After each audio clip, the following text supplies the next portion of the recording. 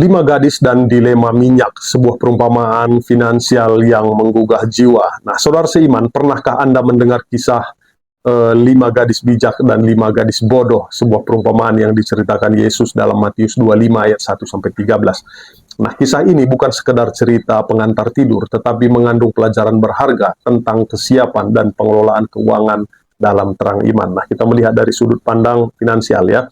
Mari kita selami lebih dalam ya. Nah, kisah ini berlatar belakang budaya Timur Tengah kuno, nah, di mana pernikahan merupakan peristiwa besar. Para gadis bertugas menyambut mempelai laki-laki dengan pelita. Gadis bijak membawa pelita dan minyak cadangan, sedangkan gadis bodoh hanya membawa pelita tanpa minyak. Nah, ketika mempelai datang terlambat, pelita gadis bodoh ini padam dan mereka tidak bisa masuk ke pesta pernikahan. Nah, minyak dalam kisah ini melambangkan kesiapan rohani dan kebijaksanaan. Nah, gadis bijak melambangkan orang yang menggabungkan antara iman dengan perbuatan. Mereka tidak hanya percaya kepada Tuhan, tetapi juga mempersiapkan diri untuk kedatangannya dengan hidup bijak dan bertanggung jawab. Nah, kita melihat dari sudut pandang finansial ya. Nah, kisah ini memberikan pelajaran penting tentang pengelolaan keuangan. Gadis bijak menunjukkan pentingnya menabung dan mempersiapkan diri untuk masa depan yang tidak terduga.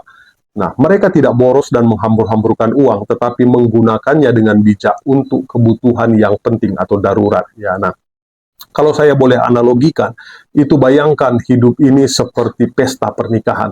Kita semua adalah tamu yang menantikan kedatangan mempelai laki-laki, yaitu Yesus. Minyak adalah persiapan kita untuk menyambutnya. Nah, kita dapat mempersiapkan diri dengan memupuk iman, mempelajari firman Tuhan, dan melakukan perbuatan kasih.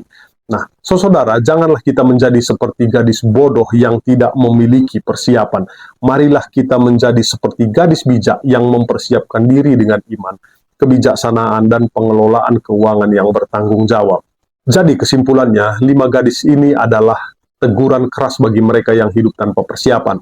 Kita tidak tahu kapan Yesus akan datang kembali, tetapi kita dapat memastikan bahwa kita siap menyambutnya dengan iman yang teguh dan hidup dengan bijaksana. Nah, marilah kita belajar dari kisah ini dan menjadi pengelola keuangan yang bertanggung jawab serta mempersiapkan diri untuk kedatangan Yesus dengan iman dan perbuatan kasih. Karena kita tidak tahu kapan masa susah itu datang. Nah, kesiapan finansial kita membuat kita siap menghadapi kesusahan. Nah, hidup ini singkat, tetapi kekekalan itu panjang. Marilah kita hidup dengan bijak dan mempersiapkan diri untuk masa depan yang kekal bersama dengan Yesus.